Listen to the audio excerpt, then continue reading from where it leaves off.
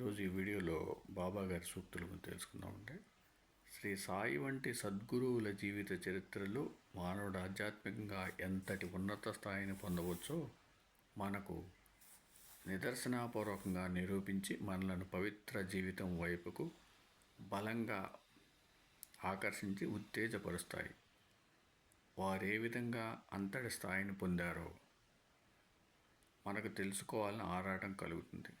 దానికి సమాధానం వారి బోధనలలో మనకు లభిస్తుంది. ఆధునిక యుగంలో కేవలం శాస్త్రవాక్యాన్ని విశ్వసించి అనుసరించడం సామాన్యులకు అసాధ్యం. కారణం, వాటిని అనుసరిస్తే మనకు ఉత్తమ గతి లభిస్తుందని నమ్మకం ఏమిటి అన్న ప్రశ్న మన మనసులో ఉదయిస్తుంది. మహాత్ముల ఉపదేశాల విషయంలో అటువంటి శంకకు తావులేదు. అంతేకాక మహాత్ములు సిద్ధపురుషులు కనుక వారి మాటలకు అద్భుత శక్తి ఉంటుంది. అందుకే భగవద్గీత 4వ అధ్యాయంలో తద్విద్వి ప్రణిపాతేన అన్న శ్లోకంలో మహాత్ముల బోధలు వినమని శ్రీకృష్ణుడే అర్జునుడితో చెప్పారు. ఉపనిషత్తులు, భగవద్గీత, పురాణాలు, యోగ వాసిష్టం మొదలగునవి మహాత్ముల వాక్కులే కదా. మహాత్ముల వాక్కు కాని మతమే లేదు. అటువంటి మహాత్ముల ఉపదేశాలను వినడాన్నే శ్రవణమని, వాటిని గురించి నిరంతరం యోచించడం మననమని వేదాంత గ్రంథాలు చెబుతున్నాయి. ఈ శ్రవణ మననాలు ముక్తికి పునాదులు వంటివి కనుక అంతటి శక్తివంతములు, జ్ఞానవంతములు అయిన సాయి సూక్తులను కొన్నిటిని ఈ అధ్యాయంలో స్మరిద్దాం. ఇందులో గమనించవలసింది ఏమిటంటే, ఈ వాక్యాలను సాయి సూక్తులుగా ప్రత్యేకించి చెప్పలేదు. అనేక మంది భక్తులతో అనేక సందర్భాలలో ప్రసంగావశాత్తు మాట్లాడిన మాటలే కనుక అవి ఆయా భక్తుల మన పరిపాకాన్ని అనుసరించి వారికి తగిన రీతిన చెప్పబడిన వాక్యాలు. ఈ విషయాన్ని విస్మరిస్తే ఈ సూక్తులు పరస్పర విరుద్ధమైనవిగా కనబడే ప్రమాదం ఉంది. బాబా ప్రతిజ్ఞలు. నాపై నీ దృష్టిని నిలుపు, నేను నీపైన నా దృష్టిని నిలుపుతాను. 2. గురువును సంపూర్ణంగా నమ్ముకో, అదే అసలైన సాధన. 3. గురువే అన్ని దైవాలును. సాధన చతుష్టయం, శాస్త్ర షట్కం అక్కర్లేదు. గురువు యొక్క కృపా దృష్టే శిష్యుడికి అన్నపానీయాలు. గురువు యొక్క దృష్టే శిష్యుడికి అన్నపానీయాలు. 4. నువ్వు నిశ్చలంగా కూర్చో, అవసరమైనదంతా నేను చేస్తాను. నేను నిన్ను చివరికంట గమ్యం చేరుస్తాను. 5. నన్ను నమ్ముకున్న వారిని ఎన్నడూ పతనం కానివ్వను. 6.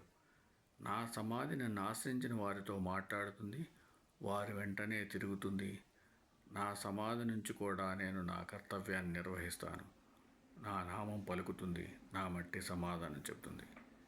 ఎవరైనా నన్నే ధ్యానించి నా నామాన్నే స్మరించి నా లీలలు గానం చేసి వారే నేనుగా మారిపోతారో వారి కర్మ నశిస్తుంది. నేనెప్పుడు వారి చెంతనే ఉంటాను. ఈ సద్బ్రాహ్మణుడు లక్షలాది జనాన్ని శుభ్రమార్గంలో పెట్టి గమ్యం దాకా తీసుకుపోతాడు. వేల మైళ్ళ దూరాన ఉన్న చివరి క్షణంలో నా చెంతను చేర్చుకుంటాను. ఎవడైతే ఎప్పుడు నన్నే చూస్తూ నా గురించిన మాటలనే వింటూ ఎల్లప్పుడూ సాయి సాయి అన్న నామాన్ని ఉచ్చరిస్తూ నాయందే మనసును నిలుపుతాడో వాడు నిశ్చయంగా దైవాన్ని చేరుకుంటాడు. వాడు తన శరీరాన్ని గురించి కానీ, అంటే ఐహికంగాను, ఆత్మ గురించి కానీ, ఆధ్యాత్మికంగాను ఏమీ భయపడవలసిన పని లేదు. నాకు అర్పించకుండా ఎవడైతే ఎప్పుడు ఏమీ తినడో వాడికి నేను బానిసను. నా భక్తుని ఇంట్లో అన్న వస్త్రాలేమీ ఉండదు. నా బిడ్డలను ఉపవాసం కానీ పస్తులు కానీ ఎలా ఉండనిస్తాను? నా వాడిని నా నుంచి దూరమే నాటికి కానివ్వను. తన గురించి తాను అంటే బాబా గారు, నేను భగవంతుడి బానిసను, ఆయన యజమాని. బ్రహ్మ నా తండ్రి, మాయ నా తల్లి. వారి ఐక్యం వల్లే నాకు ఈ దేహం ప్రాప్తించింది.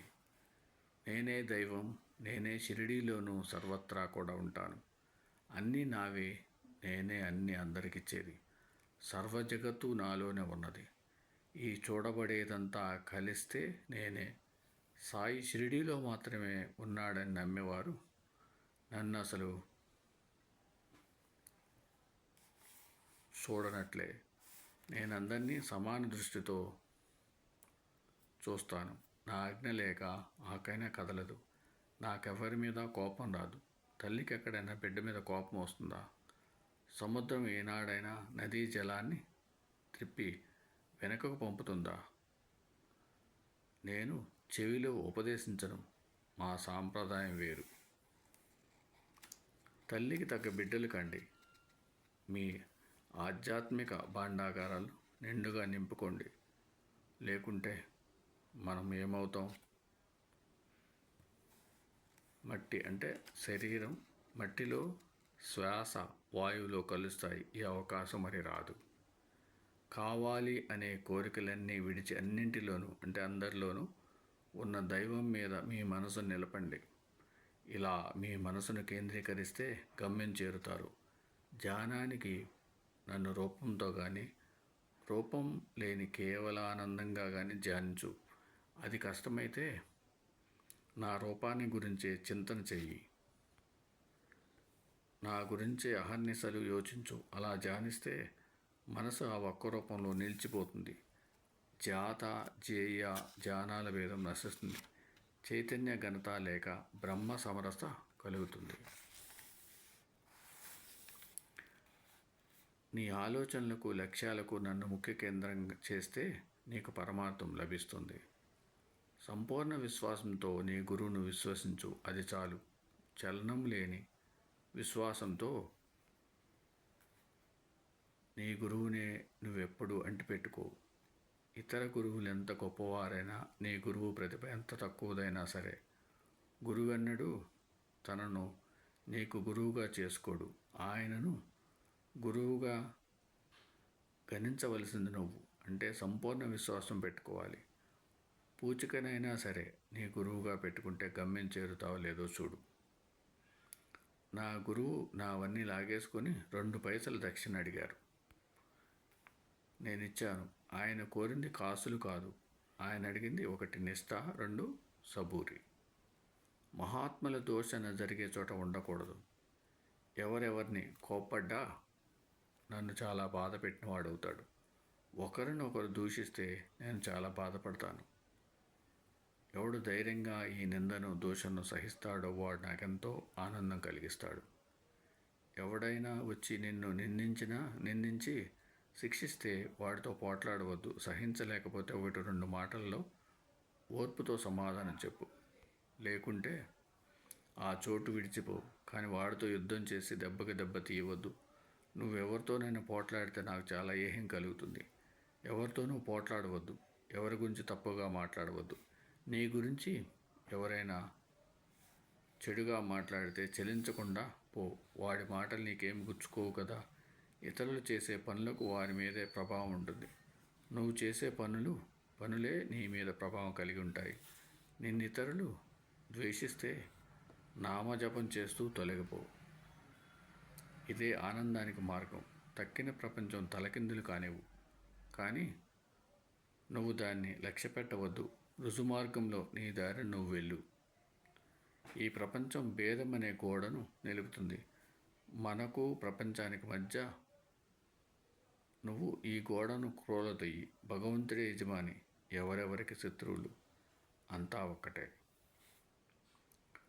మిగతా విషయాలు తర్వాత వీడియోలో తెలుసుకుందామండి. ఓం సమ సద్గురు సాయినాథ్ మహారాజ్కి జయ. ఓం సమ సద్గురు భరద్వాజ్ మహారాజ్కి జయ.